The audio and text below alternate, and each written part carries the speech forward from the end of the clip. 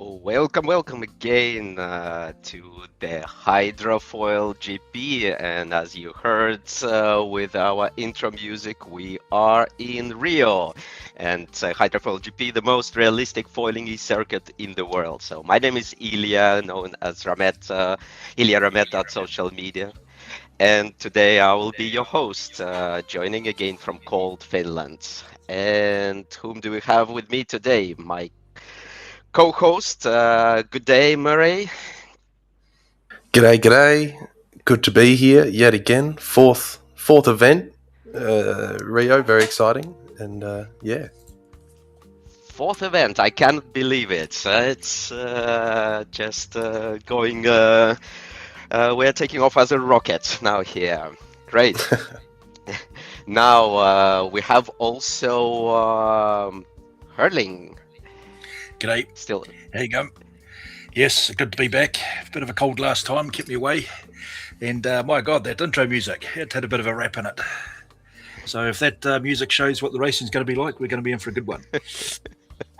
We're gonna see that one, but hopefully a little bit of the warm Rio vibes now to the cold autumn setting in now for you in the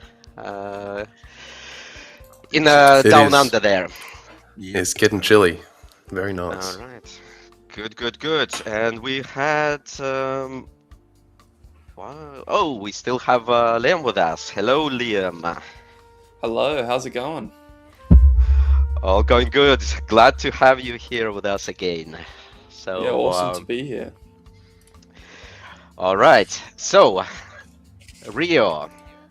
That's the fourth event, as you said, and we are already 1/3 or 1/4, almost 1/3, 1/4 through the season. So, and we're following the same, more or less the same schedule. But if you want to have a little bit more precise view, here is something on the Hydrofoil GP website, right, Hurling? Yep. It keeps changing every day. There's new stuff that gets put on. But yeah, we're just trying to have a good site where it's got information covering our events, covering the teams. There's also, we've got the rule book in there that you've put together, and coming events as well. It looks pretty good. Awesome. I think for the next time we definitely need to have our domain set on it, and maybe we'll just take a look at it for the next regatta. But meanwhile, let's talk about the core. Actually, maybe even before the course, I want to ask you guys: have you watched the SailGP regatta from Rio? Did you enjoy it? It was good. Good short course, good action. Did you have fun? Yeah. It was.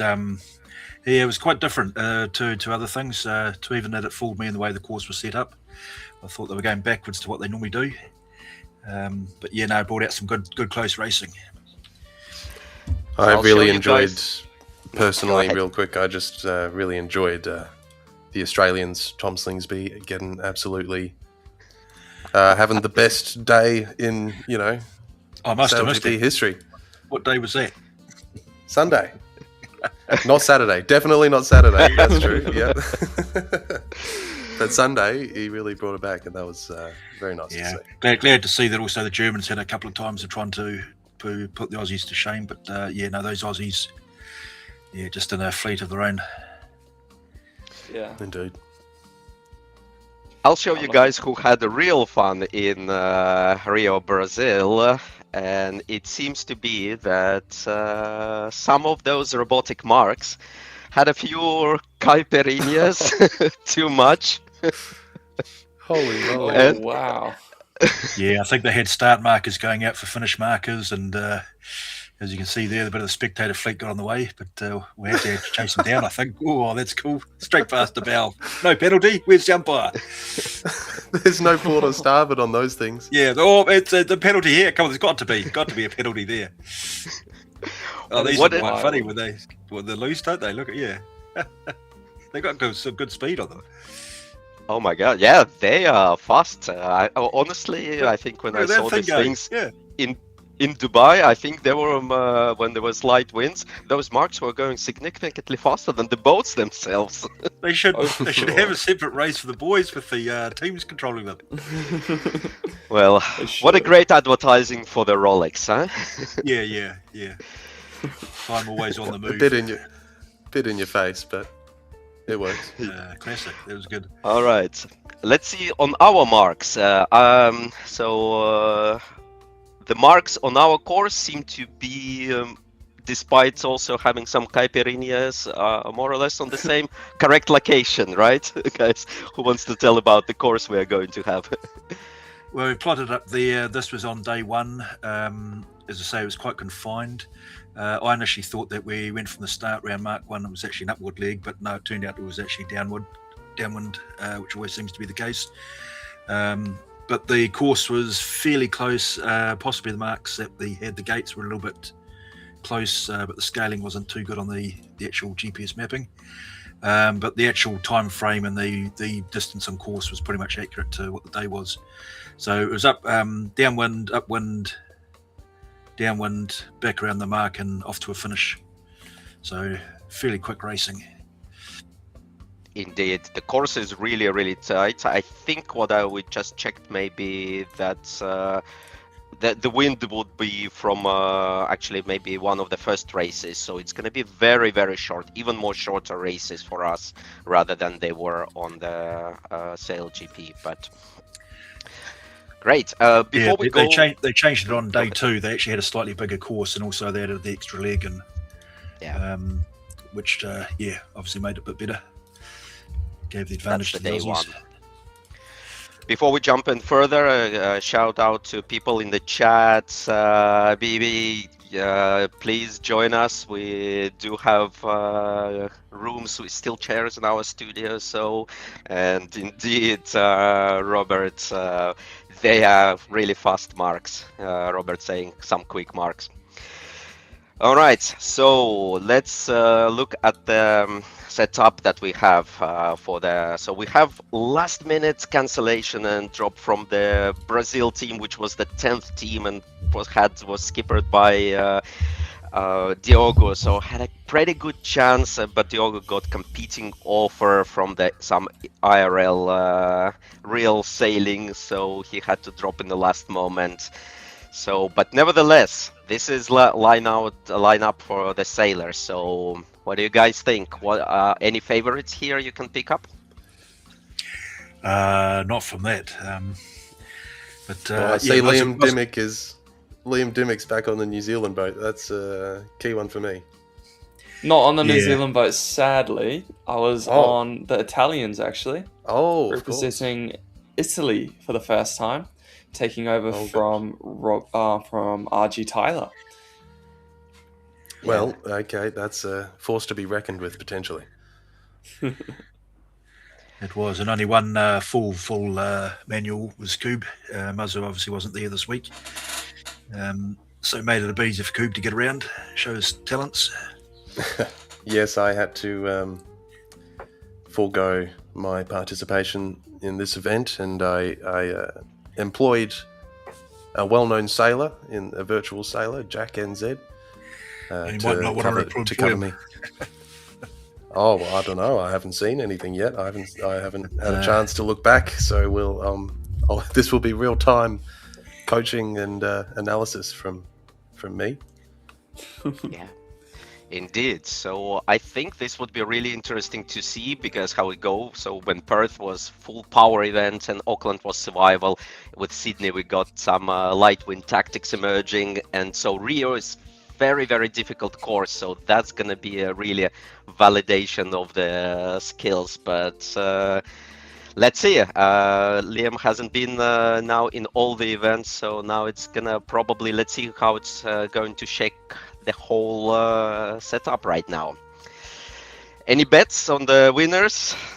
Or let's not do that one yet. Let's probably I think just those numbers here, 1, 2, and 3. They're all fairly good. Cuba's mostly just got a little bit of a disadvantage being full manual. But yeah, certainly we've got some good players at the top there, which if you can't keep up with them, then I think you just got to fight for the other points. But no, it should be good. It should be good racing. And I agree with you that maybe when even Coop has a disadvantage or more challenge in full manual, but he has an absolutely consistent performance in all the races. Maybe not finishing all the on the top, but finishing 2 and 3. That's really the way of basically winning the season by staying somewhere in the top and participating in all the regattas. But let's see. That's right. It's being there in the last race, last regatta, to be able to be in the final 3, and that's where he's aiming for. So, last but not least, as well, I would just put some money on Mug if I had any. Just the Mug, Aidan Gordon, excuse me, on Artemis SailGP team. I think a dark horse, as we've described before, seems to just be able to pull a rabbit out of a hat every so often, and one to watch out for. Absolutely. The momentum is building for the Mag, so it could be his real breakthrough right now. Let's see. So we can see now the sailors are preparing on their in their setup. So we're gonna look at what kind of things that the secrets that they use now, but they're ready to go now.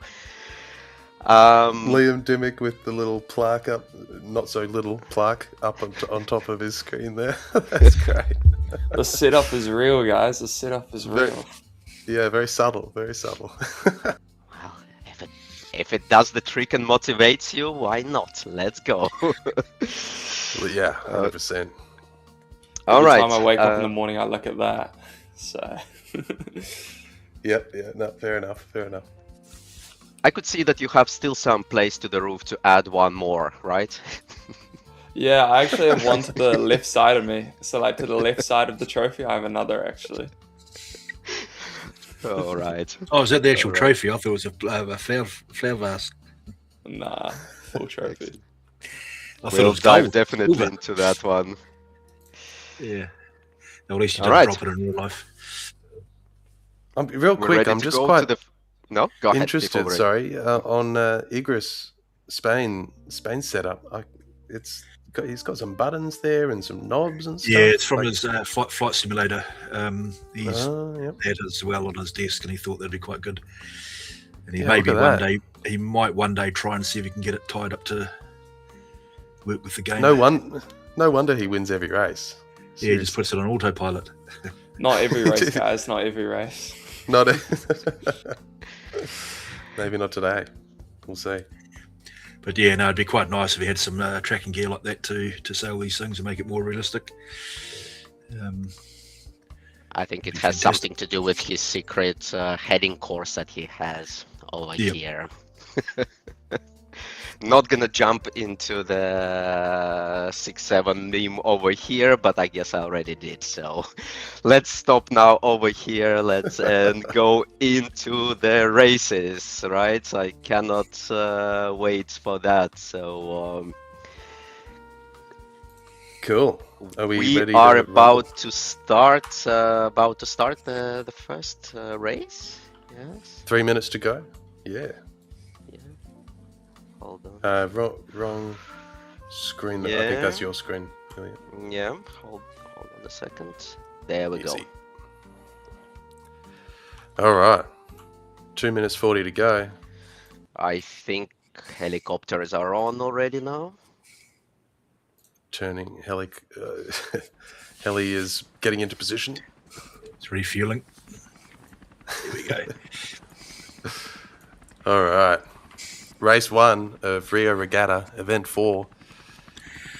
Hurling's already got a penalty on himself. Someone just decided to smack into him for no reason. I was about to say Liam Dimmick on Italy just went through the thing, but there's enough time to restart, so no penalty. Just resetting the boat. Been a few more seconds, he might have been tough call. Yeah. Yeah, quick thinking on board the Italians. Was right in time. I mean, because we have this rule that you cannot, you can reset before 2 minutes without any consequences, and if you reset before 1 minute, it's a penalty, and then if you reset later, you are pretty much your race is over. So have we got 9, 1, 2, 3, 4, 5, 6, 7. Someone's missing. They're at the further. Oh, there we go. Yep. Denmark way out there. Raptor cow. Cube out to the right here.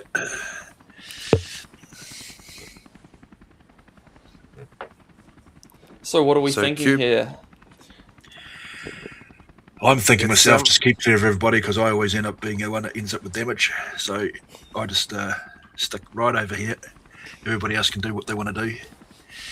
Yeah, for sure. It seems like the majority of the fleet has decided to go towards the leeward end of the start box, trying to tack in to come into the zone for the start.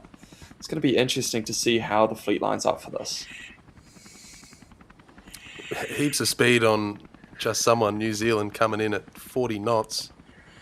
Jack trying to put the squeeze on Liam there on the Italian boat with the Aussies coming in front. Whoa! Oh, big collision. New Zealand and Spain. Well, I think Spain got the bad thing there. We have to see if there's any umpire call. And then hurling as well just got rear-ended. Some of these guys not got their eyes open. 3 seconds to go. 2, 1. Only one good starter here. Oh, the Italians are gone. We're having some trouble with the umpire microphone, it seems. This is going to be a pretty well split fleet in race 1.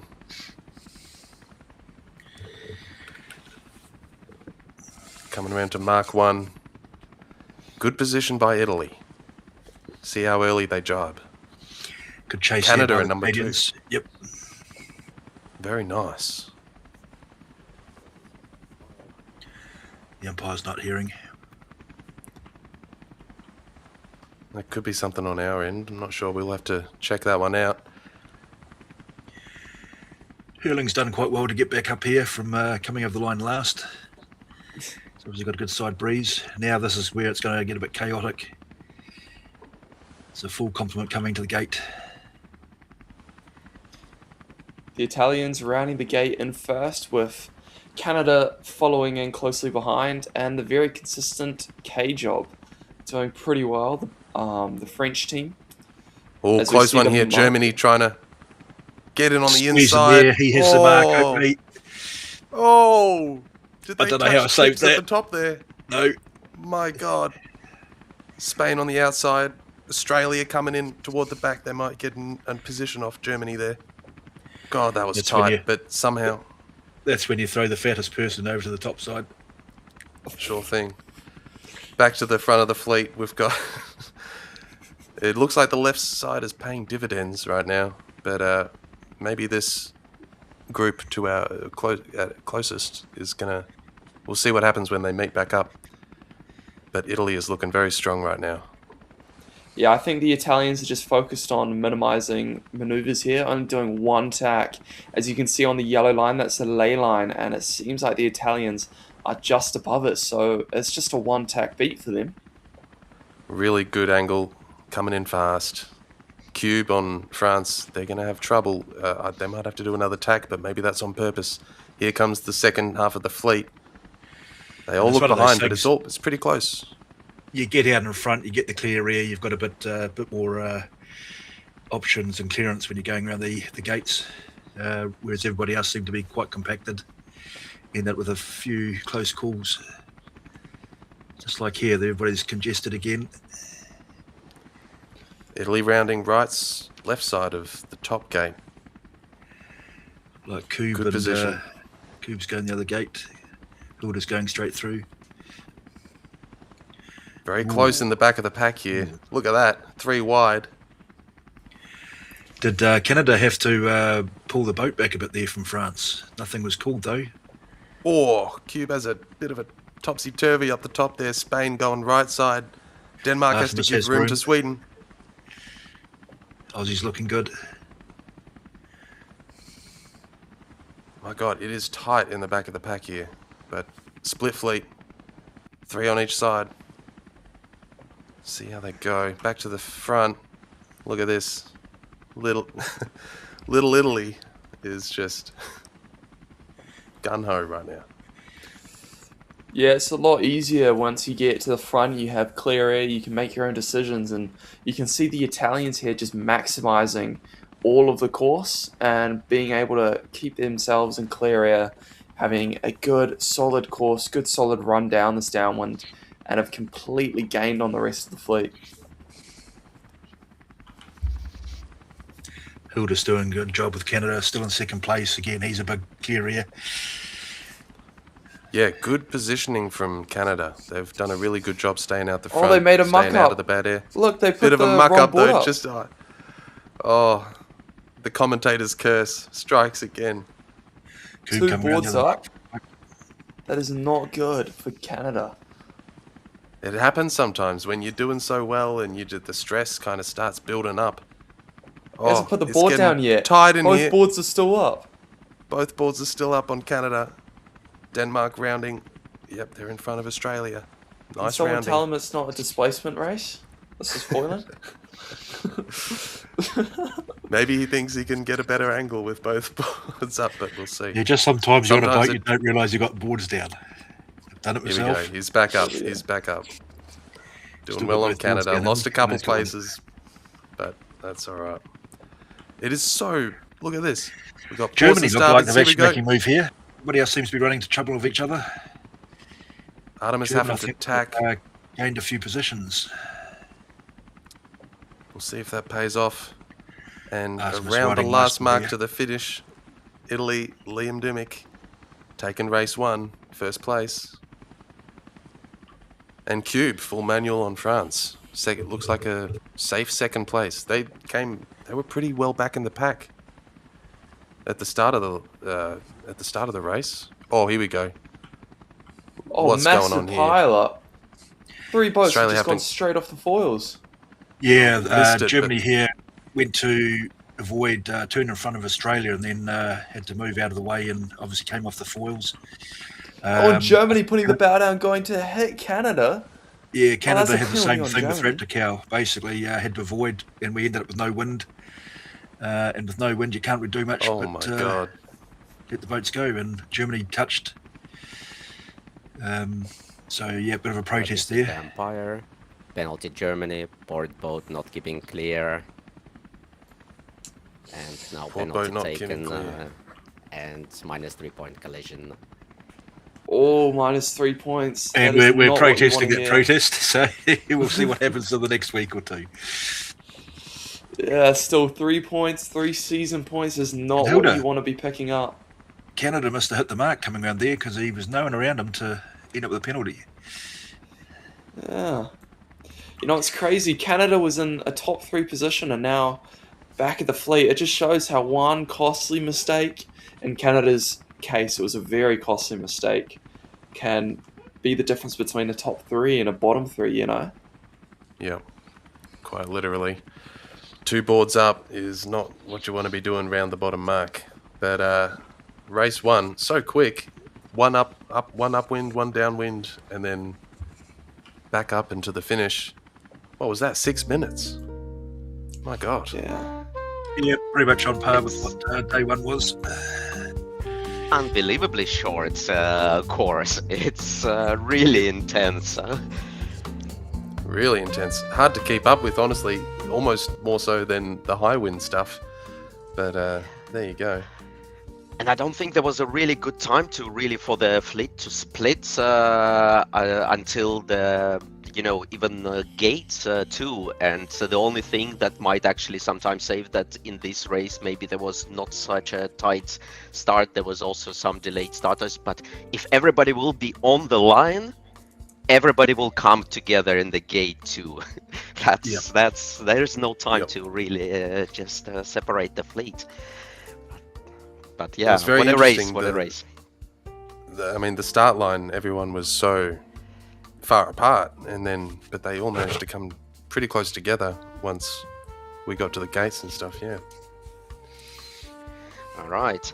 Before we jump into the race 2, I want to maybe look at just let maybe Liam just tell about the pop-up regatta. You sailed it just a little bit just recently, no? Right? I mean, just today. Yeah, so we have the JX40 pop-up regattas that we're going to start doing now. We're going to try and do it maybe once every couple of weeks or so. We'll see how it goes. But it was definitely good fun. We had a couple boats show up today, but there was very limited timing for people to know and get the times all sorted up. And we got a couple races done before we hopped into this stream. But otherwise, we're very excited to start, getting some more regattas out and doing some more racing. So be sure you'll hear from me maybe in the next week or so about the next pop-up regatta coming in shortly. So hopefully going to get some more people doing that. It's on the JX40, which is very similar to the AC75 in Hydrofoil Generation. And it's really good fun. And if you are new to the JX40 or need some setup tips, just give me a message and I'll help you out. Real quick, Liam, what are the kind of similarities as someone that has sailed an AC40 themselves? What are you've played the AC simulator, you've played Hydrofoil Generations on the JX40.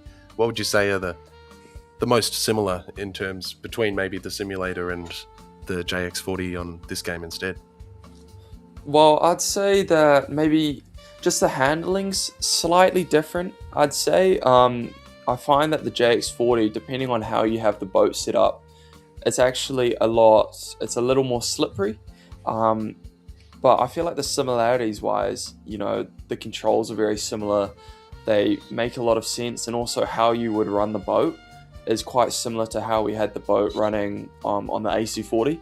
Obviously, there are many different ways that you can get this boat running, but nonetheless, they all kind of add up pretty similar altogether, and a lot of the sources all kind of transport over quite nicely. Practice. Sounds like good practice. Practice with everything. Know your wind and know which board to put up and down at the right time. And it's a really great opportunity. I mean, and everybody watching or listening to it, and like if your multi-hulls is not your cup of tea, so then just take up on this Liam's offer. Try the AC, JX40, but almost like AC40s, and just like a small teaser, we are going to have also America's Cup preliminary regatta kind of copy on our regatta on our platform, so stay tuned for that one. Practice well, so who knows, you might actually challenge the champion of who took it in America's Cup e-sailing last year. I'm talking about Liam. So yeah, I think you have a really good chance for that. Come get his check off him if you can. And his cup. All right. It'll be full of chocolate fish. All right, are we ready to jump into the race 2 now? Race 2 ready to go. How's the umpire booth going? Are they umpire booth had really plenty on their hands, and some mic problems did not help that one either. So, but I think we are now really ready to set and sort out everything which is going to be thrown at us. Bloody anarchy, the first race without an umpire. Let's see how race 2 goes. Yeah, just actually we're gonna get that one and say that 1 minute 40 to go in race 2. The winds were just strong enough in these races to... And say that there was also a few penalty points given on the first race for, I believe, New Zealand for the collision at the start, and there was -3 points given for Denmark also for the collision at the start, but looking forward now for the next race. That's what happens when you beat up Germany. You get points. That's what happens. All right. Yeah, so the winds were 13 knots on the first day, dropping down to 10 So out on the actually open part of the courses, most of the boats were able to get falling with quite good speeds as they came around the gate. So wind sort of tend to drop off, and as you can see, the few of the holes ended up in the water and a bit of a drifting around. So it was quite realistic to the actual conditions, which again made from really good racing. 1 minute 33 to go. Let's see where everyone sets themselves up this time. It is such a small starting box. There's really not much space to do any run-up. And, I mean, there is enough wind to be foiling. We've seen 40 knots coming in on the reach to get into the start box already. So it's quite packed, and not surprising that we see a couple of bumps already. It's like other sports as well. It's if you've had a continuous course that was always the same and nothing, you don't sort of challenge yourself. So this being a little bit different of being smaller, closer gates, it makes everybody have to adjust their sense of how they're going to attack it, how they're going to race. And obviously you have to adjust to it. Everybody's got to start from the same area. If they muck it up, well, they have to learn for the next race as to whether they do anything better or not. Here we go. They're all coming in nice and hot. Everyone's foiling. Going for the leeward end again, like you said, Liam. Seems to be the best option. Just under 12 it seems knots. like everyone's trying to be very safe about this, trying to go to the leeward end. No one wants to get taken out of that windward end and have to do a tack around, because that would put them so far back. Look at this. Everyone wants to go safe. Apart from the Germans are on the right side. What a pack. So Artemis tight. trying to swing in at the front there. They've done pretty well. 6 seconds to go. Raptor Cow coming in from the top. It's going to be looking good for Raptor Cow. Oh, clear start. Just. Look at that. Beautiful. Hurling off in bloody no man's land. Yeah, but play it safe, mate. Play it safe. Play it safe. Maybe something happens. Too safe. I've been mucking those starts up to lately. Pretty bad. Too wide at Mark 1. Italian on the outside. So Artemis allowed to get him through the buoy and the Italians there. The Italians had to give him room. Straight drive for Artemis here. Going to see if they pay from this. I don't know. It's going to be interesting. It's looking pretty good. I mean, they've already gained a couple of meters. 60 meters in the lead. According to the leaderboard, very tight up here in the boundary. Still clean though. Like the wind's dropped a bit there because everybody's had to go a bit parallel to the ladder lines there to get their foils back up. Yeah, also with the dirty wind, everyone's going to be struggling quite a bit. Oh, Artemis has put the windward hull in the water, actually. Now down to 80 knots, not foiling. They're on starboard. It's getting... Huge collision. That's a few broken bones. Oh my gosh. It's going to be an absolute jam-packed roadblock. And now he's going backwards around the mark. This is the first I've seen. Canada being taken out of the mark, going to have to do a tack around. And Germans, this is what happens when you start from the back. Oh my gosh. Comes through. Oh my god. France has just hit the back of Artemis. What an absolute cluster something or other. That was absolutely not good by the Australian Bonds Flying Roos. And this is the umpire. 3 penalties on Australia relative to Sweden, Spain, and Denmark. And Australia retired, so also total minus 9 points for the collision. Whoa. 9 caramba. Points. Well, 3 on Australia. Yep. Well, he bounced off one boat onto the next boat, and then they must have had another one that come in behind those two. And meanwhile, the Italians have just sailed away. And another situation, incident at the mark, so penalty, Denmark relative Spain, port boat not keeping clear, and penalty 2 points for Denmark and minus 1 point for Spain. Ooh, dished out. Jeez. Well, I just say it was quite impressive to watch the Australians actually go backwards towards the mark. Look at Denmark. I'm not sure if they made it. Oh. They're on the mark. Literally. They've deployed an anchor. My God. Holy. Bowsprit went exactly straight through the mark. I don't think they can move from here anywhere now.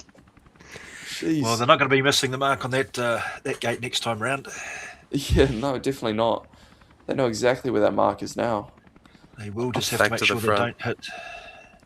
Germans trying to get on the top of the back here of the Kiwis. Yeah, they're pointing very high to try and make this mark. Jeez. Yeah. 19 knots, very close to not foiling here for the Germans. And adding insult to the injury, -1 point for the Denmark for the collision with the mark. I like that bit of humor, adding insult to the injury. Umpire definitely feeling like this is a bit of a funny one. Ooh, Artemis has gone to the other gate. He's got squeezed out for actually making that mark rounding with Cube there. Cube did a very good job just to keep him out. Good gains for Cube on France.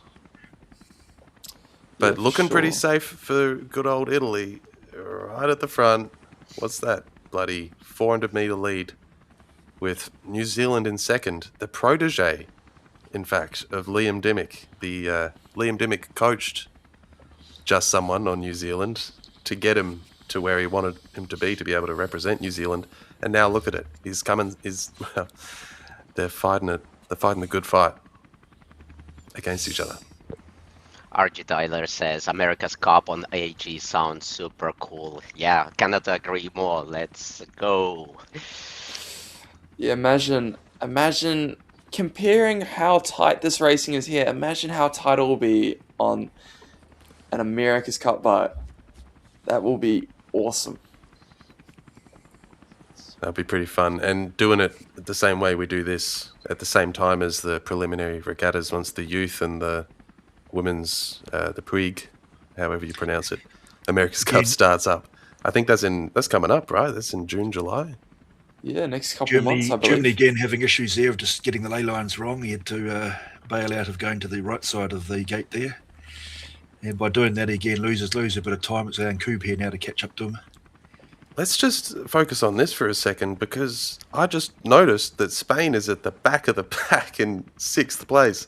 I only just noticed. That's very abnormal for Egress. I guess the getting T-boned will do that to you. And yeah, luckily there's no such thing as damage on this game, so we can kind of maneuver around this. Otherwise, I don't think we'd actually have any boats racing currently. I think the whole entire event would be called off after that. Pretty accurate. Race 2 going the way of Liam Dimmick. Congratulations, Liam. Yeah, cheers. But for 3rd place, maybe we got a bit of a hoot. We got He France. did a good job there. He did a nice rounding, had speed. I thought I could get up, but not to be. He's covering you pretty well and just leaving you no space. Yeah, but no, 4th is good from being last and coming through. You know, as I say, switch everybody else doing much themselves. And Spain's going to try and go for a maneuver here, trying to overtake how about 5th? Artemis. Does Spain have the wheels on them? Looks like they may. Oh, Spain is overtaking currently Artemis, Sweden. Spain's going to take 5th.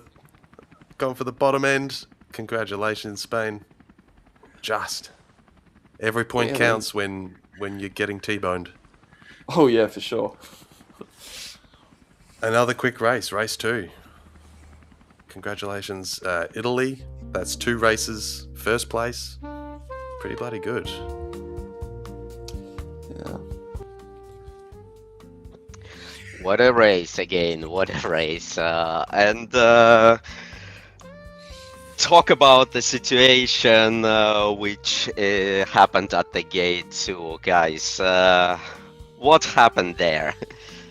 It was so fast I could barely tell, honestly. It looked like Australia tried to duck and make room for one boat, but then Spain was just exactly where Australia was going. Yeah, pretty much had nowhere to go. They just got themselves in a really bad position.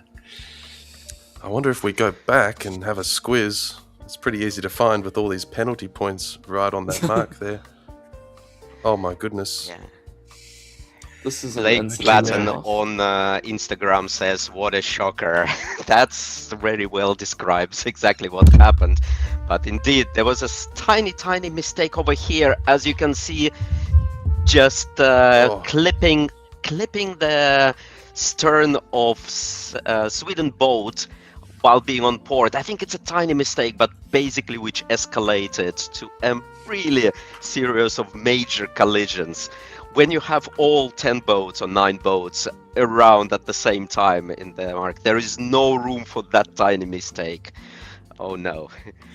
Spain very lucky there not to actually be fully capsized, because that would have been the race gone and all those points they did get.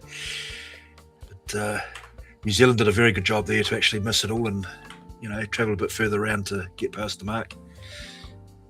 Yeah. But yeah. It just seems like a slight mistiming from Jack NZ on the Aussie boat just caused this whole pile up. Very costly. And even Coob did very well to keep off the, you know, it looked like they touched the Kiwis, but obviously nothing there, no penalties called up. And going, as you can go later on, just to see that after. Oh yeah, let's look at first at the collision and then see that's where it's Sorry, going to just happen. one more time. Right, just yeah, again, that's supposed to be the wireless connection, because it other angle shows that he does knock the back. Yeah. Such a tiny mistake over here. Really, literally, he was almost clear at the Artemis. Yeah, Coob did well to basically see it all, basically bail out. But then he's got the Kiwis on the outside of him he's got to be wary of. I think he's got enough room to get through there. I just can't imagine, like, what do you do? I couldn't even imagine being in that situation. You and look at that right now. Australia now going backwards, moving backwards. Yeah, entering the zone backwards. And Canada is coming and really realizing that Australia entered there first and there is no room for them. Canada has to completely bail out. And that really just happens. There is no way for Canada to turn to the left turn mark. She has to completely bail out. Oh my. Did Cube actually go into the back of Artemis there? It looks like they did at the mark. If you skip forward. Oh yeah. Indeed. Yep. Once they've rounded the mark, the umpire needs to make a call on that one. Jeez. Yeah, no, I think that was maybe it was just not made there, but yeah, I think it cost another 3-point penalty for France. Just straight into the back. Yeah, it's no can do. But I think probably what Coob was trying to do is to get on the higher, just right behind them and a little bit on the higher lane, and just a little bit miscalculated the gap between the mark and Sweden. Boop. Nice. Oh well. All right. What a race. Guys, do you now look at the setup? So speaking about Coob, that's the setup of Coob that he has on his. And do you think that the tool or the setup that the sailors have is helping or making it more difficult for the sailors actually to deal that difficult situation? What can you see, guys, from here that would maybe make it easier or difficult for Coob? Yeah, mouse and keyboard is an interesting choice for full manual, but I have been told by various sailors, virtual sailors, that it is the way to go. I'd be interested to know what his foil control system is. Is it the mouse wheel, or is he using keys on the keyboard? Or I don't know. That would be good to hear. But we at least have here Liam with his setup. So that seems to be helping you just to go and dodge the boats around, doesn't it? Yeah, I believe that the wider monitors, especially my main one, which you can see with the picture on it, it allows me just to see a little more of the course, so I can be a little more aware. And yeah, when I'm using my full manual, I also do use the mouse vertical axis for the ride height of the foils. So it's definitely a little bit to get used to, but once you get used to it and you learn it properly after a few hours, it's actually pretty simple. And that little check on the wall is, I think, a little bit also helping you to stay motivated, isn't it? Oh, always. Excellent. I think also we have a few other setups here like that. I don't know. Some anonymous sailor sent it to us, so we don't know exactly who it was, but I think we saw it on that's Q's screen. oh, very good eye, very good eye. So that's in real life. They have coaching staff for the boats that are in the booth, and obviously Coob's found he's got some good coaching staff here. AKA They're all the mic'd cows. up to him, give him a hand when he's out in the boats. Yeah. All right. Well, cannot wait now for the race number 3. So we're ready probably just to get rolling for that. All right, Let's 2 get into minutes it. to go.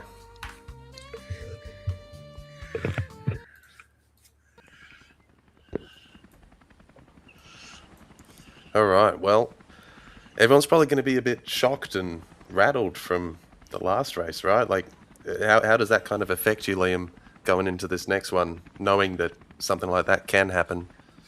It hasn't Well, happened before, really, but yeah. Yeah, well, that's a great point. For me, I actually didn't see the event. People just said that there was a collision, and I just thought it was another collision. I'm not even gonna lie.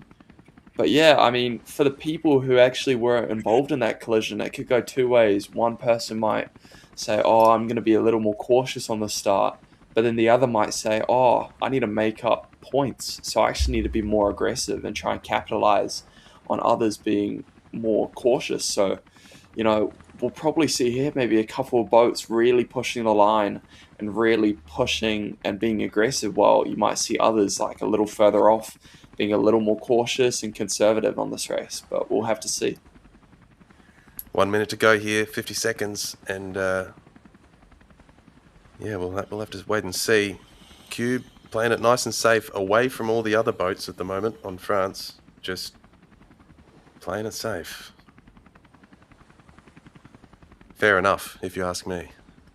I would just be staying away from everyone if I was racing in this after something like that.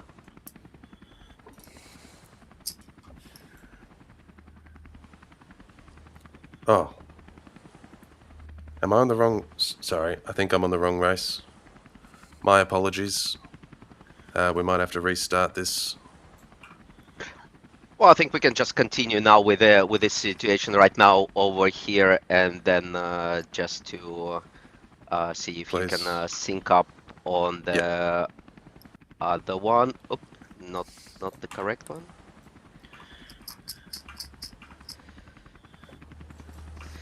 All right, I think we are already started over here. So Already apologies a couple for of a little. penalties. Jeez. So we have New This is Zealand. the umpire.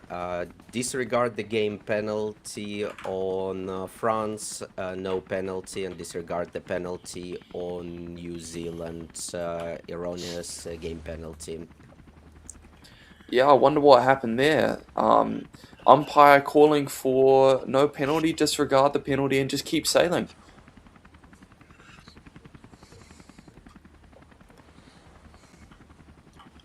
But anyway, Seems so we like have Italy Everyone's in the going very lead. fast. Yeah, everyone is going pretty fast. We've got 38.8 knots on the top of New Zealand, 38.3 knots on the top of Italy. And we see a split from the New Zealanders and the Italians.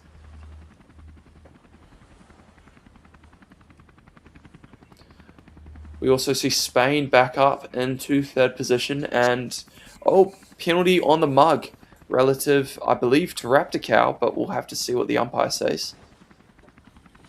Disregard the game penalty. No rules are broken in this incident.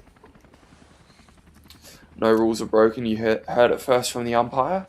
We see K-Job tacking early, making an early decision to tack across onto starboard. It's going to be K-Job versus the mug. Cube seems like he's going to make the cross, and the mug is dipping.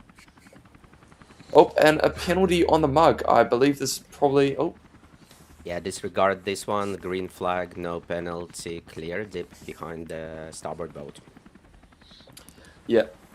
Game Yeah, that penalty was good. has been cleared. That So was some good, good pressure here from avoiding action. Kiwis to the Italians. Kiwis actually have right of way. They've set the ley line. So what are the Italians going to do here? Try and get on the Italians inside. Look go at for that. a dip. Attack, sorry. Probably Bit of would have been speed by better the for the Kiwis. Italians Most to people will dip. roll over the top for the Brigade. Spain Yeah. going to turn them behind. They're going to set to the ley line a bit more, get their get the speed up a bit better coming to the gate. The Italians aren't actually going to make this top mark, so they're going to have to do another tack. How costly. Would have been better for them to just dip and tack above the Kiwis, but now they're going to be completely out of phase with the rest of the fleet, and maybe they may possibly make some gains, or they could possibly lose it all from here.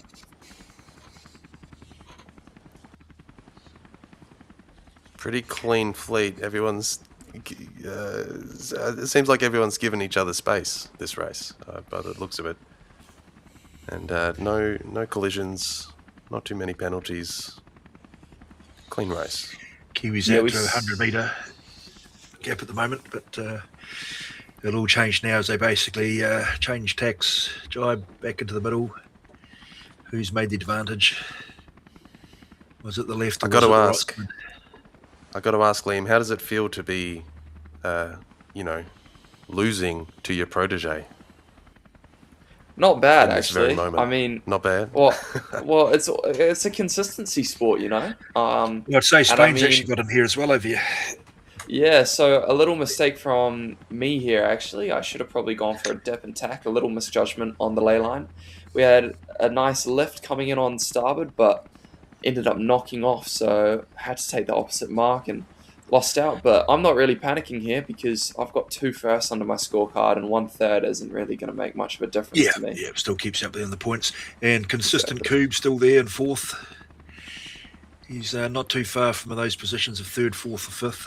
And as I said, Mr. Consistency. Oh, Lee, a bit of a bad. Oh, good save.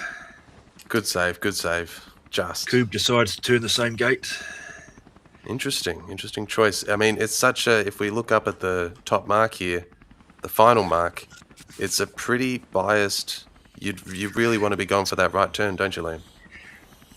yeah, you kind of do, for sure. I mean, my whole envisioning here is that if I take that mark that I currently did, it means that I have more time to make my 2 tacks than what I would if I took the opposite mark, which is what just someone and the Spanish did.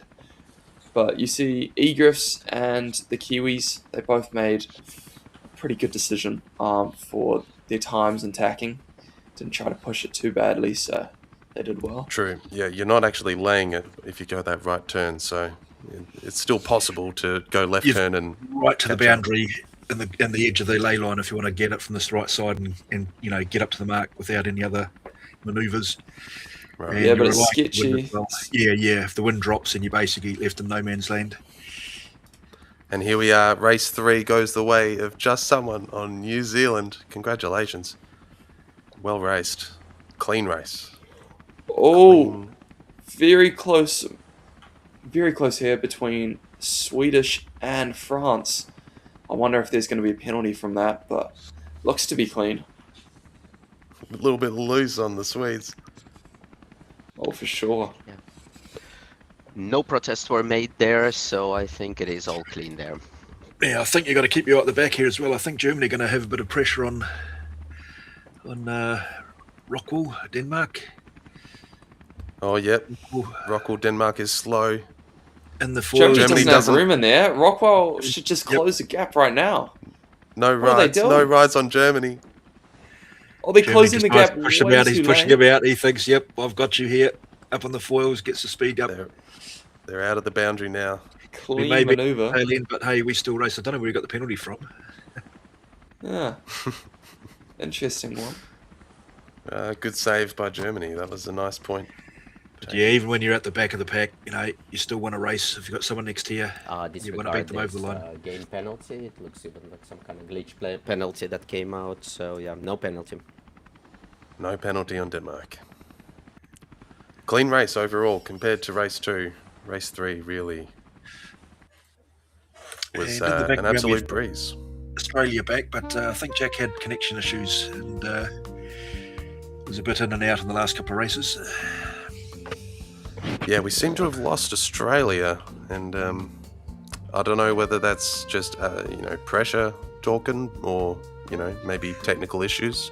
You know, he did Who say knows? a couple of couple of connection issues that would get him back in, but then he'd disappear again. That's what they all say. But you get it with these boats. You know, they're all high tech stuff as well. They're not just pull a lever here to pull a rudder up. They've got buttons and levers and other things to make these go. Yes, buttons and levers. Speaking about the connection issues, I could see now that the boat is coming next to their probably support boat, getting some replenish their fluids. Going just right through it. It's the Coast Guard. No, but speaking about the issues. Speaking about the connection issues, is that it's sometimes it happens, and I think that's what we also had in this game, that sometimes it looks that there is a collision, but we also can get the view from the sailors can send their screenshots how it looks from their side, and the Umpire Studio is just, let's look out here. We'll just look at it and we'll take that one into account. Yeah. Lovely, lovely. Right. I think this is the setup, at least knowing the Umpire Studio from in and out. So this is set up from this one side, but I think if you just turn around, I think it more or less looks like this setup of RJ Tyler. To be realistic, actually, I think this is the most probably realistic view on any of the setups that we have. Is that a chiller box for his beers, is it? How do you get into the beers? If you're playing a game. And once he's got a paint can next to him, or is that his cup of coffee? And definitely the one from Egris goes for the most mysterious one. Glowing neon lights in the dark. I love it. Yeah, Liam, you had to drop. Liam. Yeah, thank you, Liam, for being at the stream. Yeah, thanks. Yeah, cheers, guys. I'll see you in the next one, probably. Cheers, Liam. Thanks, mate. Cheers. See, this is interesting. He's got a joystick there. See, I've got a HOTAS system, so I'm using a throttle and joystick myself for full manual. He's got that on the other right-hand side as well. He's got the he's got a throttle. Oh, yeah, he's got the throttle. So, but I'm not sure if he uses it. As I say, he might only use a joystick for that with mouse, but... Is this guy playing Star Citizen on the side? I gotta hit him up for a gaming session. I'm quite jealous of all those buttons, honestly. That's quite fun.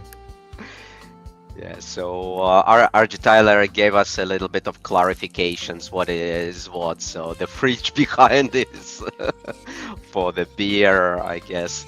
Yeah, just for a little doping on the side. All right, good clarification, Tyler. Thank you. Yeah, and then we saw. I think Egris was saying that he was actually planning to set this this kind of turning knobs to actually controlling the camber, which is, I think, it's a really interesting idea. It might actually allow you to turn or actually change your camber really, really like fast and in a more dynamic way rather than pressing the button many times. You know what I mean? If you really need to do a very fast change. Yeah. What do you think, guys? It's really it'd be good if the game actually allows it to connect. The control limits on HG are limited, but anything's possible if you tinker around. You can also get little adaptive circuits that you can connect to your machine that might be able to do it. But certainly, most stuff goes through a steering wheel and pedals, and go through a joystick. So if you get it to these displays, you should be able to get the knobs working quite nicely. Yeah, we definitely need to deep dive into all kind of like our different approaches and actually really see what are the learnings that we can take from here. But I think now we're ready to go for the race number 4.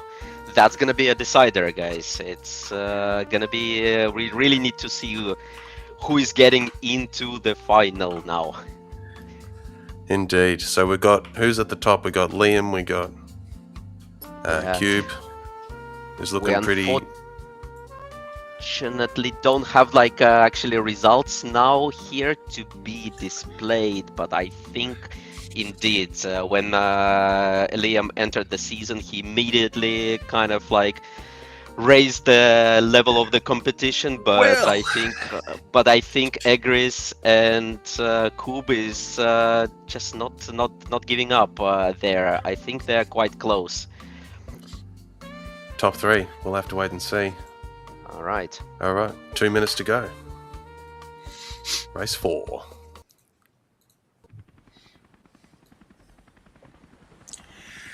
So we're down to 8. Australia have again not being able to get into the race out of the 9 we had. Winds, I think, were still sticking around the 13 knot range, so just enough for good falling to happen, good speeds, but obviously some soft patches which were appearing around the gates. So yeah, making it some quite tight turns and boats coming off onto the hulls. There were some big gusts on that last race, and we can kind of see the darker water up here around Mark 1. It'll be a good ley line if you catch that gust and get into gate 1 from Mark 1. You should be laughing. 1 minute 10 to go. The broadcaster does want to apologise as well for last race, race 3.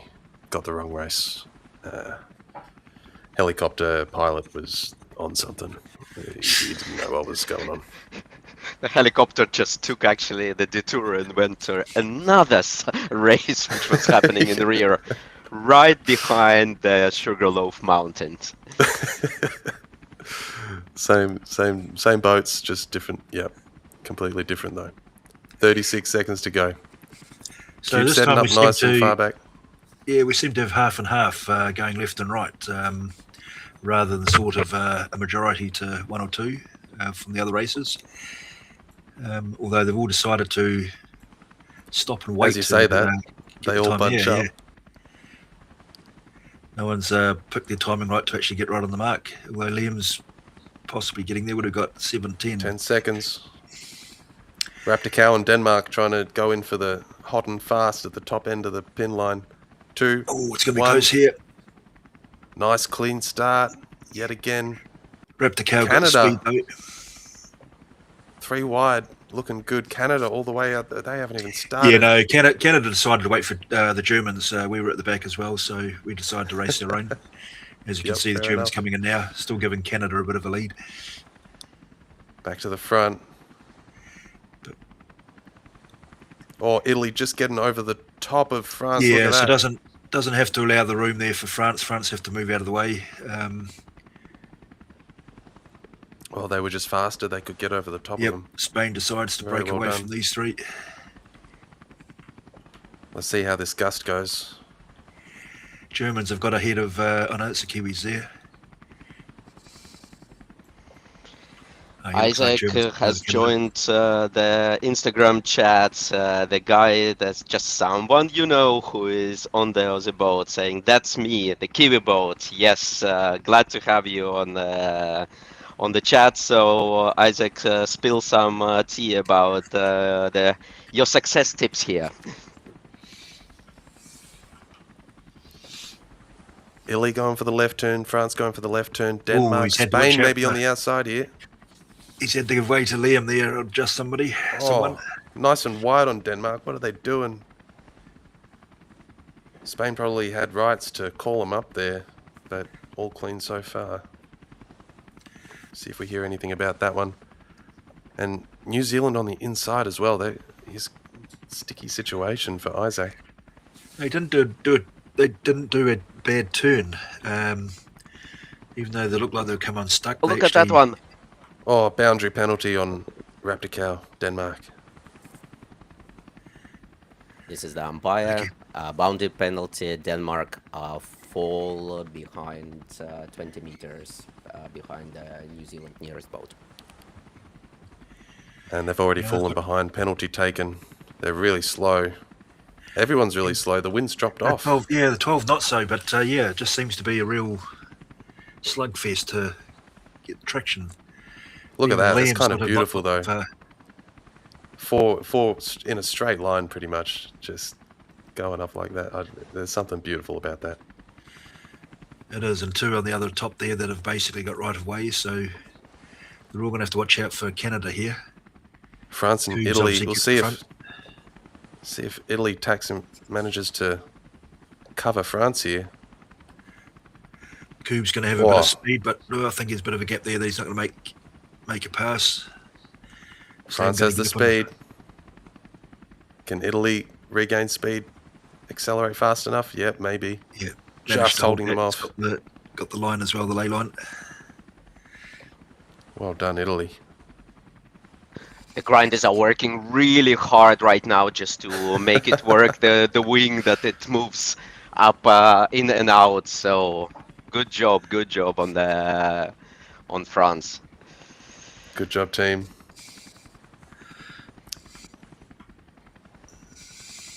Mid-fleet here. Kiwis allowed room here because they're in the circle. So Canada have to give them a right to get past. They're going inside. Yes, trying the undercut. That looks like it's stuck as well. He's put some pressure on there. Nice move. Yeah, Germans that's a might do the position same here. Will the Germans do the same on Raptors? No. Oh, that goes for the job. Back to the front.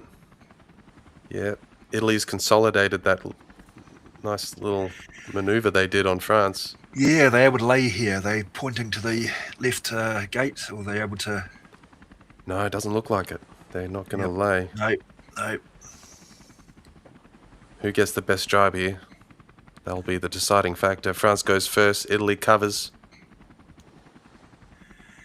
But yeah, similar speed, so there's not going to be any gain to anybody.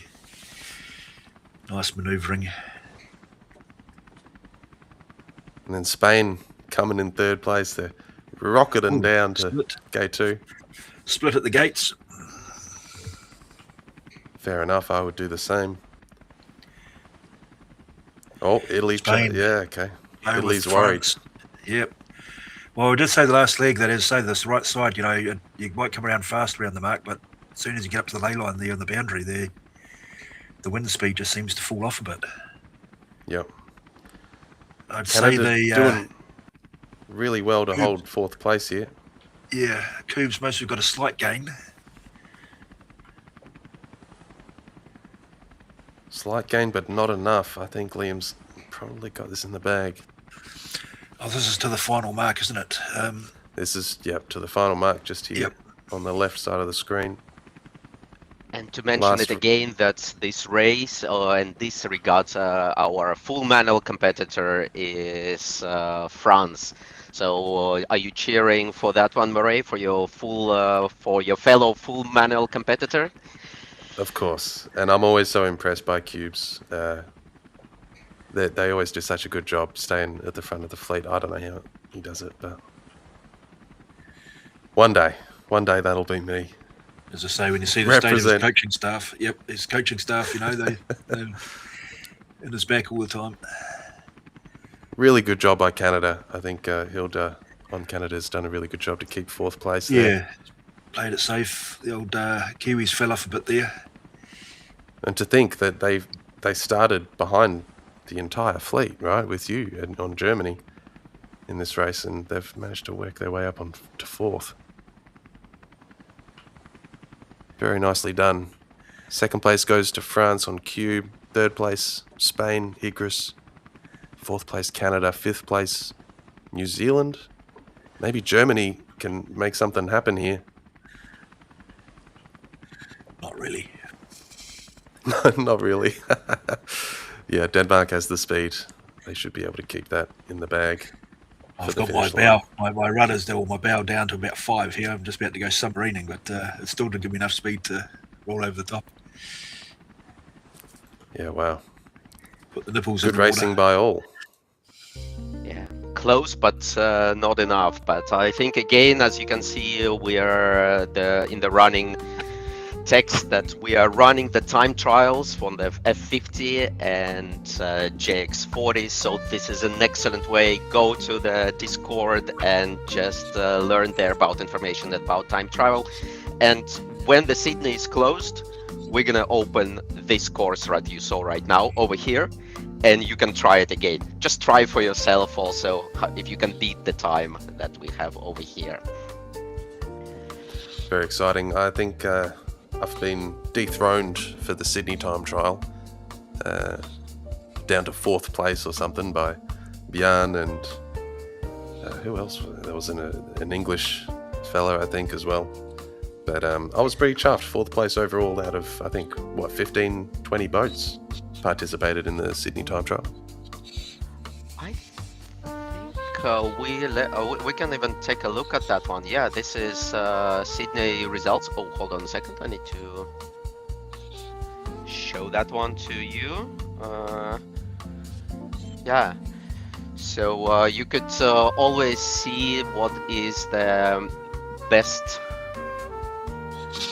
How basically, yeah, that's the setup that we have here, right? So Björn is consistently doing really well in the time trials. I think now it's about the time that Björn just joins one of this regatta and see how his time would be. Can he sail the same fast time in the packed fleet? That would be interesting to see.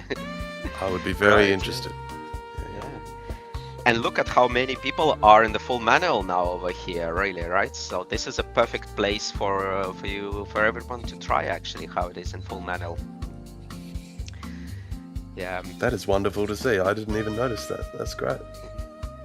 indeed. And now talking about the performance and of the sailors, let's look at actually the results. So we have the best starts in the first races done by the Sweden, the mug. Look at this one, 0.0194, almost 0.2. It's unbelievable. Like, Which- you know, Which screen are we looking at? it's not on screen. I think it's at the bottom. I just put here. Like, do you see Just the the text? text. Oh, there, yeah. Yeah, just the text. Yeah, we need to work a little bit on the graphics for it, guys. Can I interject with our webpage?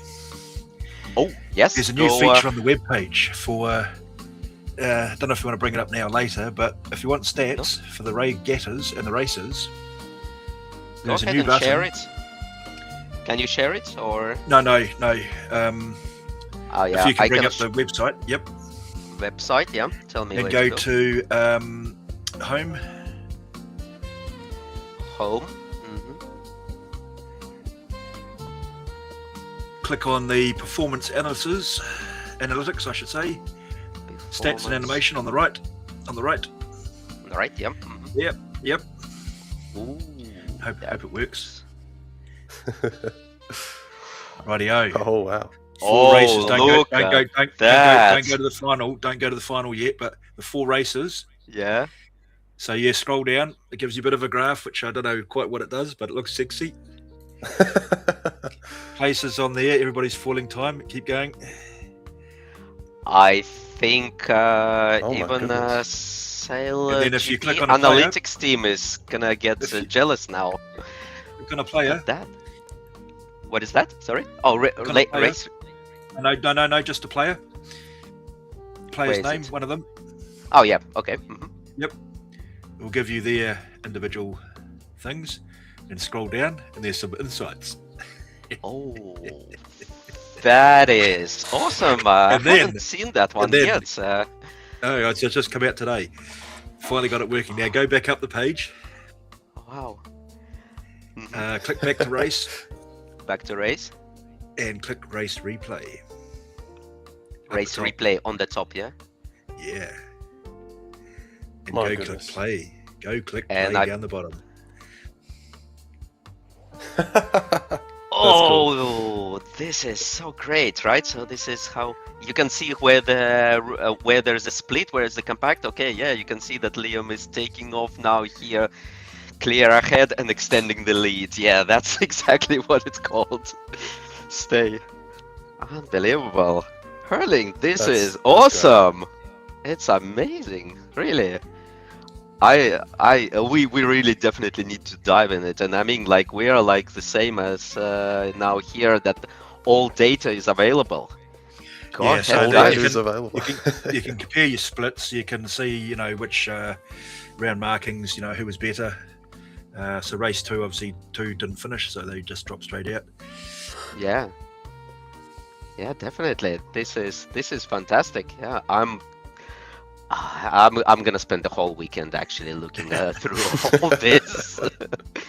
Guys, if you find anything in that, any insight, just share And if the there data's your all wrong, thoughts. then I don't care. At least it looks good. Yeah, we won't talk about that bit. It's taken Yeah. me months on this, months and months and months, but finally clicked together today. Fantastic. Cheers, mate. Yeah.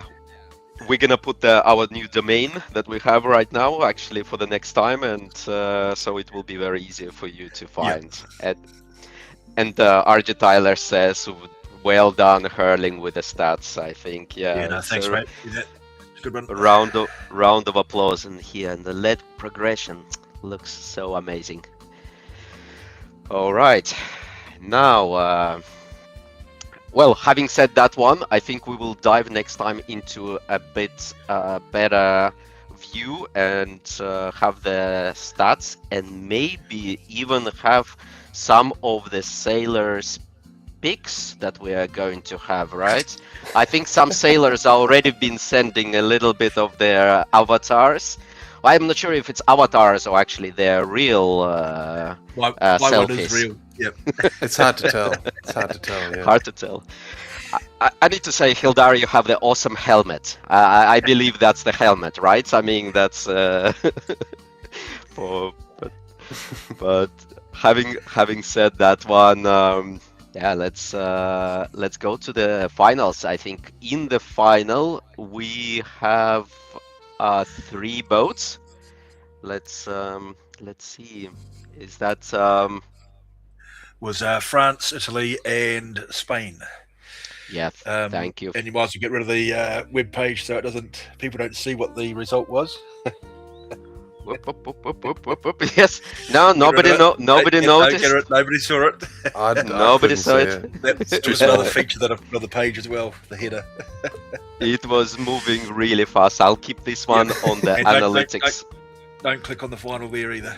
But No, until the end of it. All right. So, but what we had Spain, Italy, Spain, France, and Italy were the 3 that went through. Oh, what a Obviously with classic! that, Italy were the Who favourites. saw that one coming? Eh? I Yeah, did. we did at the start. Yep. Yep.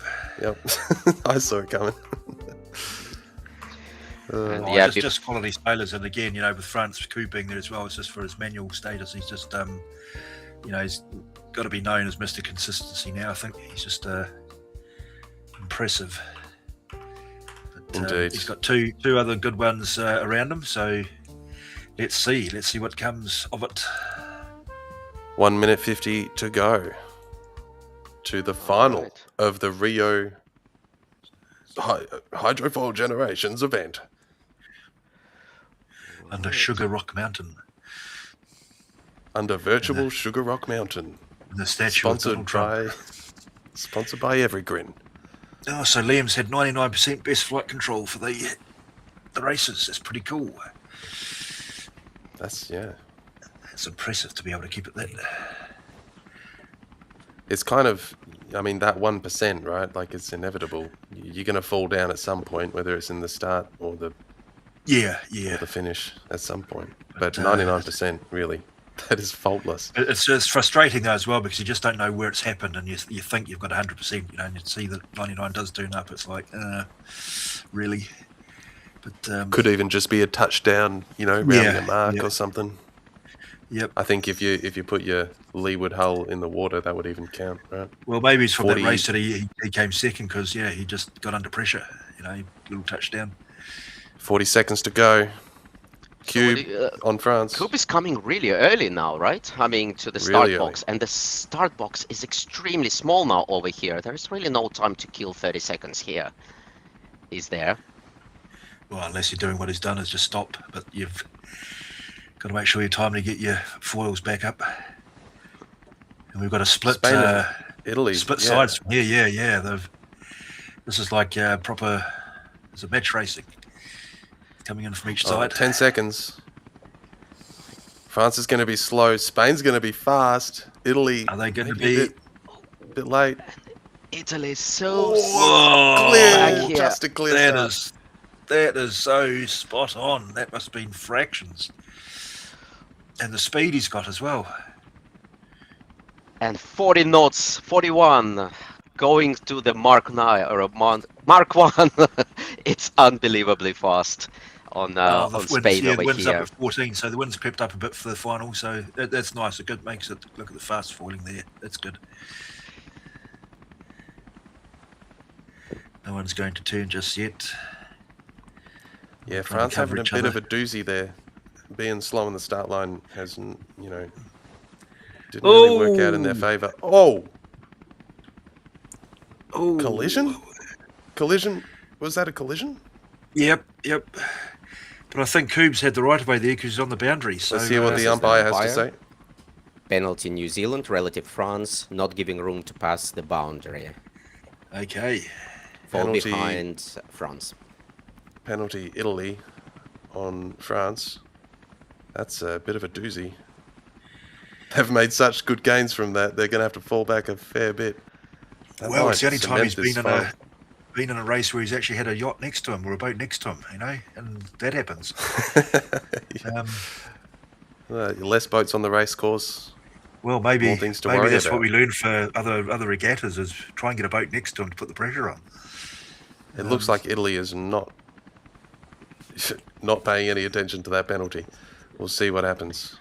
But yeah, I think we carry on.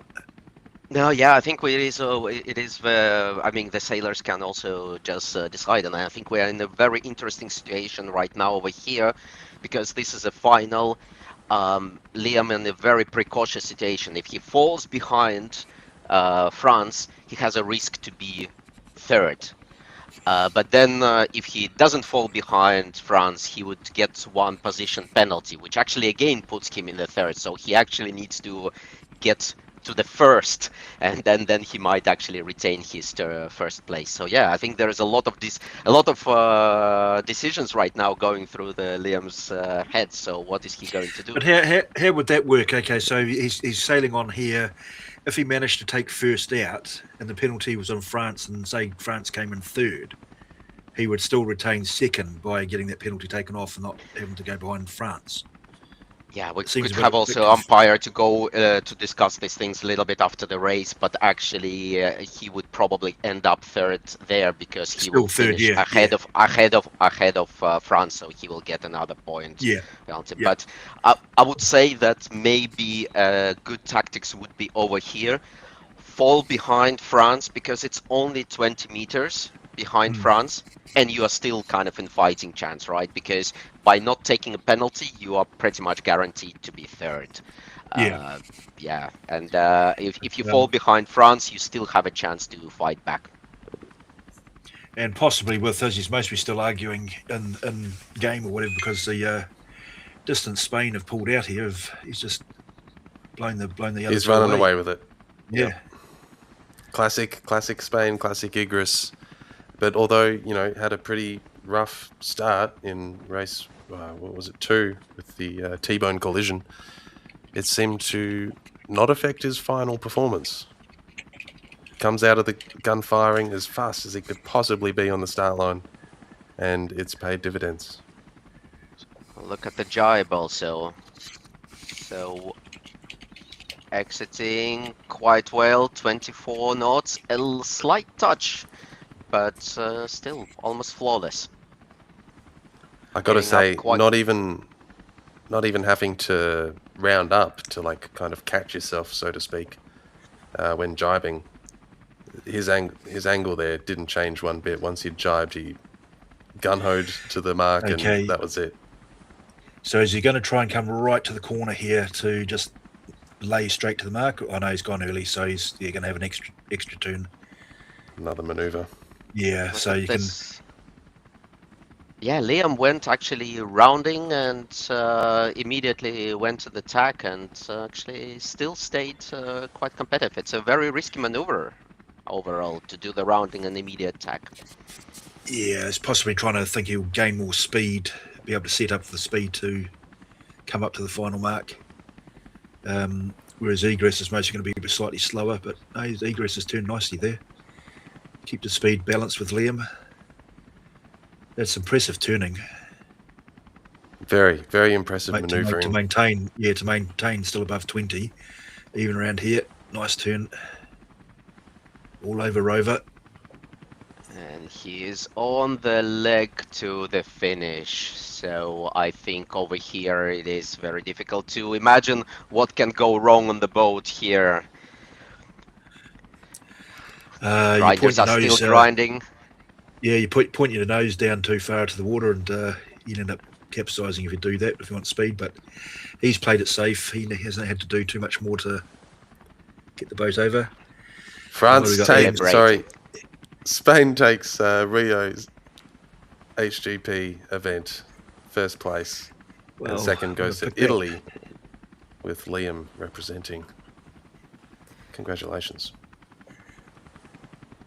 And this is the umpire, so giving clarifications on the final standings. The New Zealand position penalty was not taken, so it's -1 position, moving from the second position to the third, and finish ahead of France, but it is already third position. So final positions is Spain first, France finished position second, moved up, and New Zealand position is third.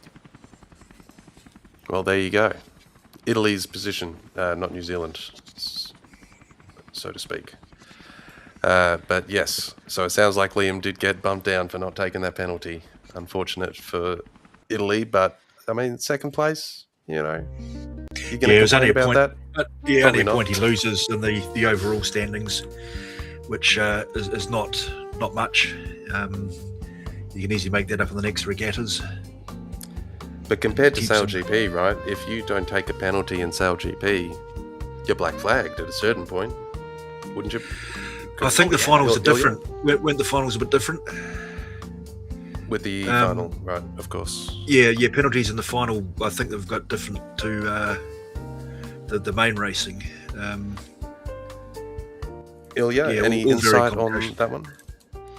Yeah, and I mean, there's obviously the difference with SailGP umpiring and our umpiring is that they have 6 people in the studio, and usually the setup is so that 3 persons are actually watching the boat-on-boat situations, and then there is actually 3 or 4, I think, if I remember correctly. So with the 13 boats on the things, usually it's 3 boats per umpire, and you are in the really good also position to then track if somebody you penalized and they do not take the penalty, you actually keep on watching them and you will keep on reminding them that you did not take the penalty. And then obviously at certain point it might lead to the disqualification if it's really egregious, but I don't think it's ever happened. After a couple of reminders, usually sailors, you know, they comply. They know what it means if they don't take it. Well, there you go. You heard it here first. If anyone's out there listening that is interested in umpiring, I've been thinking about it myself. I've always enjoyed the sailing rules. I think they're the best rules of any sport. And if that stuff fascinates you, maybe we've got some openings on the umpiring team to give Ilya a hand. And you can also go to the website and look up the rulebook. Well, definitely. Very true. Definitely. We've got an official rulebook. We do have the places in the umpire team if you want to join. So wonderful. Yeah. So no, that was good racing all round. It was a short course, but everybody adjusted it after the dramas in the first couple of races. Great final, very good conditions. So 4 down, more to go. Yeah. What's next? I think even for the next race, which is Bermuda, it's actually raising a really interesting now discussion about penalty points, because this event was a record in terms of the points given to the sailors. If we just look at that one, let me see. I think somebody calculated that it was 30 points giving all together to sailors. Let me find the correct results over here. Yeah. So as you can see, there was a lot of penalty points for the sailors, and it's now a very interesting discussion. Maybe I'll see if our Germany umpires want to discuss it. Yeah, well, I'll see if our umpire here just to discuss these things a little bit more. But yeah, no, rather than it being a what was the one? The Sydney one was not penalties; it was more DNFs, wasn't it? Yeah, that's what it was last time. Yeah. What is the kind of like now interesting discussions happening on the Discord, and I think that's any sailors who are sailing just jump in and discuss. We are thinking about sort of how to treat the penalties, because what we're dealing right now is the very typical traditional way in sailing to deal with the penalty points which sailed on the provided equipment, for example, like equal boats, and usually the points go to the results. And having also my experience in water sailing is that you always make the decision on water within 1 to 3 to 5, maximum 10 seconds. You make a decision. That's how it takes. When there's a collision, it always goes to like maybe a couple of minutes to inspect the damage, then 5-10 minutes to discuss who is at fault and how to assign the points. And then boats, the same way as in SailGP and everywhere, boats can bring their own evidence and actually protest or ask for a hearing just to see if they disagree the points. So it's very easy that one decision, which is like 10, can made in really literally seconds.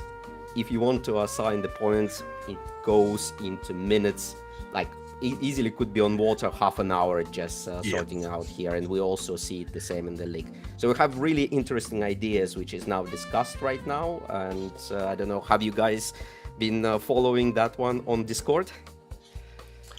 Yeah, it's really good discussions and some interesting suggestions so far, but it really does come down to the speed in which the decisions can be made and being able to communicate that to the sailor to get them to take that penalty, which I think as we progress and kind of get more official, for lack of a better word, about all this, we're going to continue to iterate and kind of get better at it.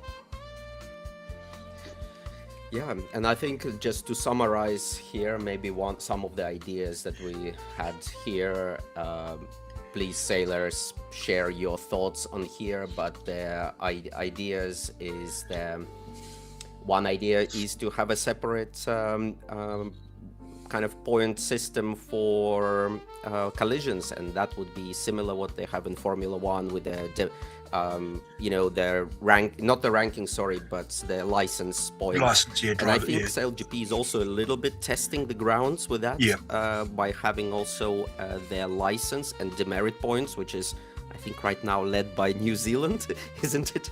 Just a fraction. Yeah. Yep. But yeah, I think that might be an interesting point, which is basically we're kind of considering also what's that might arrive. We might arrive at the results much more faster, but at least for the next event, there might be some repercussions for some sailors, who are, offending or the serial collision boats. And maybe one of those repercussions. Maybe one of those. Shouldn't have been. Yeah. Sorry, you go. Who go? Me go. Yeah, you go. Yeah, no, like I had 2 hits in the pre-starts, and obviously one was outside the 2 minutes, which didn't get counted. But the other one, I was sitting there, okay, yeah, he had room on the outside, but he also had vision that he shouldn't have just rammed into me. Luckily, Ilya did see that it went against him.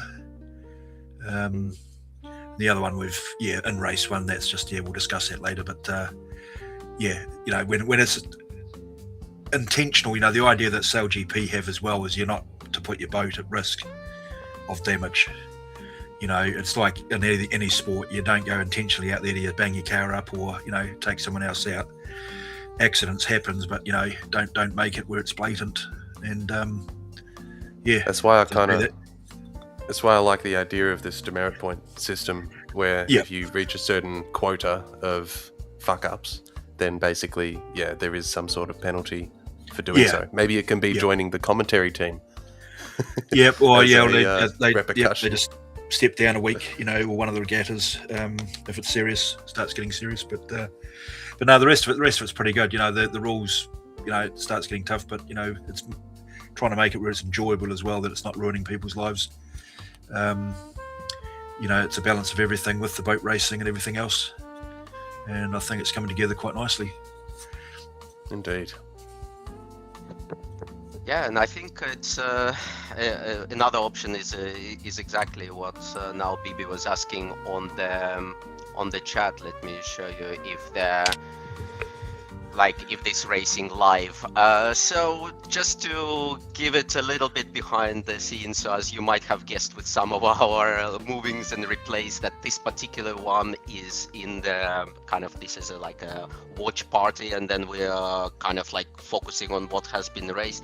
But there's some ideas that we have right now also in this coming from the alternative system, if we might try to have a 2-day event and actually be able to run the real final in real live and stream that one. So that one, I think our one umpire can definitely handle 3 boats and definitely make the live decisions, so that we really can have decisions on live. But with 10 boats, I think we can run it a little bit before, so that we actually can make sure that the results there. Yeah, sounds cool. Just a proposal, we need to see. Obviously, it requires a little bit more time commitment from the sailors and switching, but that's really great. What I like about the league that we have here, that we have a lot of room for experimenting, right? We're gamers. At the end of the day, we're gaming. We're gaming hard, It may be a sailing simulator, but it's a fucking, excuse my French, but it's a bloody game. And people need to make more time to get out on the virtual water, in my opinion.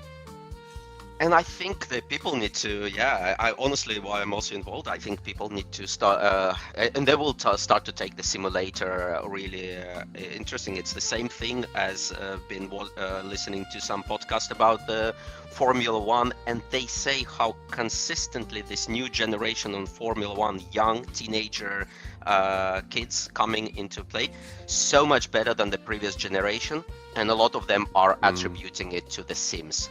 They say that they grew up with The Sims.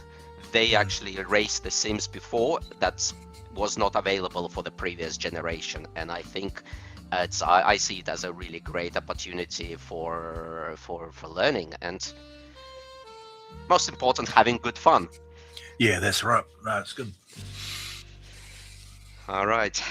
So next regatta, Hydrofoil GP Bermuda. If you go to the webpage. All right. Just ignore the date though. Ignore the date. Let me see. Where's I lost the page. Yes. No. Here. Click on H. Click on HGP. Yep, that one. Down the bottom. Coming events. Coming events. Look at this. Yeah. Well, so that's the official. Yeah, ignore the date. That's the official SailGP. Not the date, but it is. We pull it out from there. We do a little bit of edit, but we promote them as well. We promote SailGP. So it'll be pretty soon afterwards, within the next week or two of the Bermuda SailGP event. So keep your eyes tuned for registration for that one, and we'll see you on the water. We're promoting SailGP for completely free, so we are not charging anything. SailGP. It does have sexy Bermuda music playing as well, which you can't hear in this one. Is there? I don't know. Click on play or whatever. I don't think there is a sound coming now from my from it will not come down, but we will make sure that it's on the stream next time for sure. Yeah. So no, it's about getting all the information together in one spot. You know, we've got Discord as well. Sometimes it's hard to read stuff in Discord, and this should open it up of, you know, say stats, maps, regattas, team information, the rule book. Excellent. So if you click on the rule book's there. Ooh, nice. Yeah, we definitely need to go through these things and discuss the. Yeah, so this is basically all of yours off Discord. Yep. So it's there in word for word. So trim it up to suit it up and put through. Fantastic. It's such a great work. I mean, definitely next one. We are setting up our domain on that one, and on the next stream we're gonna dive in and just explain everyone what we have over here. So fantastic work. I'm impressed. Now, are you sticking with the Brazilian intro music, or we're sticking with the normal one, or we have just having multi? I think we might go back to. We're going to change it every week, every month. You just got to let me know so I can update the page so it spits it out. We'll do that one.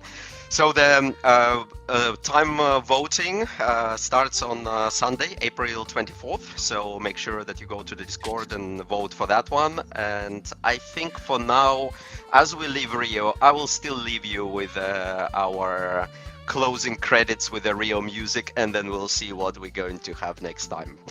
But cool. For now, thank you everyone. Thank you, Murray. Thank you, Hurling, for such a great stream. Thank you, Elliot. Thanks, Murray. Yep, it was good. All right. Till next time. Hey, man.